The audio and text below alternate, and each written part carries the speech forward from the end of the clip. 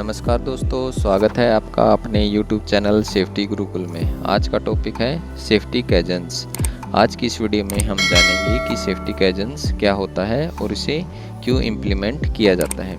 तो चलिए वीडियो शुरू करते हैं। लेकिन उससे पहले अगर आप इस चैनल पर नए हैं तो चैनल को सब्सक्राइब करना ना भूलिए, जो कि बिल्कुल फ्री है।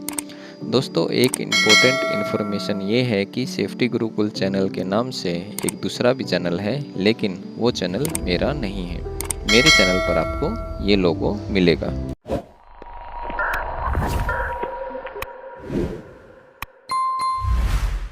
What is safety kaizens?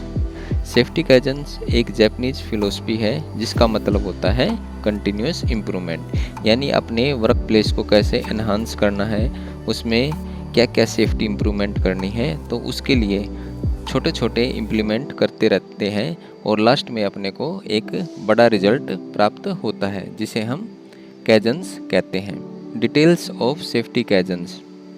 Safety kaizens को कैसे इम्प्लीमेंट करना है उसके लिए कुछ स्टेप्स होते हैं। तो सबसे पहले आता है आइडेंटिफाई सेफ्टी इश्यूज़, यानी अपने को सेफ्टी इश्यूज़ को फाइंड आउट करना है।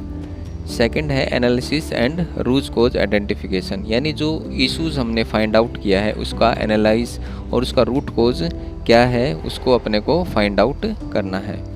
थर्ड है ब्रेनस्टॉर्मिंग सॉल्यूशन, यानी जो रूट कॉज हमने आइडेंटिफाई किया है तो उसके बाद क्रॉस फंक्शनिंग टीम के साथ हम सॉल्यूशन फाइंड आउट करते हैं कि इसका क्या क्या सॉल्यूशन निकल सकता है। फोर्थ है इम्प्लीमेंटिंग सेफ्टी इम्प्रूवमेंट्स, यानी जो इश्यूज़ हम फाइंड आउट किया है तो उसके लिए क्या क्या हम सेफ्टी इम्प्रूवमेंट्स कर सकते हैं।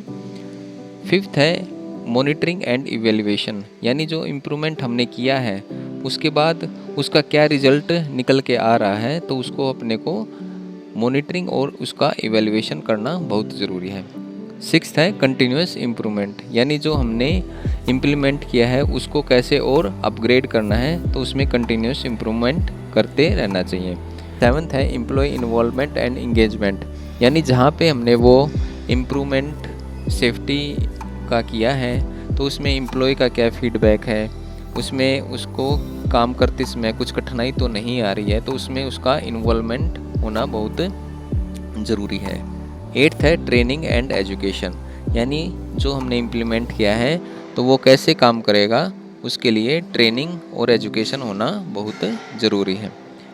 नाइन्थ है लीडरशिप सपोर्ट, यानी जो इम्प्लीमेंट किया है उसको कैसे हॉरिजॉन्टल डिप्लॉयमेंट करना है उसके लिए लीडरशिप सपोर्ट होना बहुत ज़रूरी है।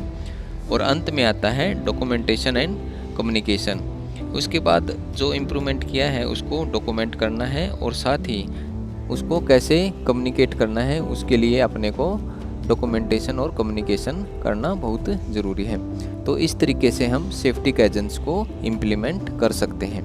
आइए अब देखते हैं कि जो हमने कैजन्स के स्टेप डिस्कस किए थे उसके अंतर्गत क्या क्या आता है। तो सबसे पहले था प्रॉब्लम आइडेंटिफिकेशन, यानी वर्क प्लेस पर अपने को आइडेंटिफाई करना है। जैसे एग्जाम्पल के तौर पे लें, कोई स्लिप ट्रिप फॉल हजार्ड तो नहीं है प्रोडक्शन एरिया में, तो उसको अपने को चेक करना है।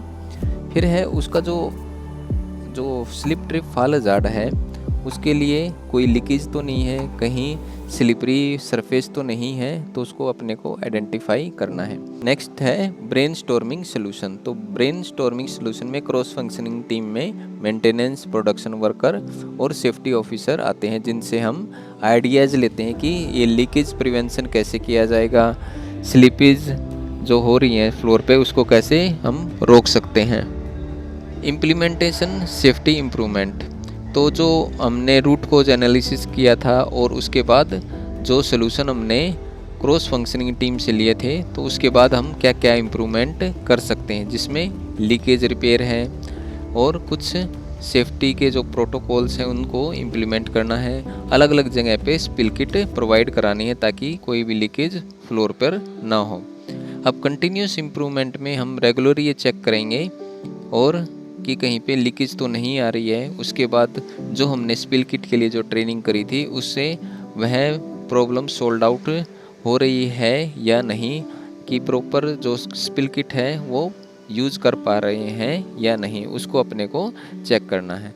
फिर आता है लीडरशिप सपोर्ट, यानी मैनेजमेंट जो है इसमें कैसे अलग अलग लोकेशन पर ये चीज़ें प्रोवाइड कराएंगी, ट्रेनिंग की क्या क्या अपॉर्चुनिटी हैं, तो ये सब सेफ्टी काइजन को इम्प्लीमेंट कर सकते हैं। तो इस तरह से हम सेफ्टी काइजन को प्लांट में इम्प्लीमेंट करते हैं और लास्ट में अपने को एक बड़ा रिजल्ट प्राप्त होता है।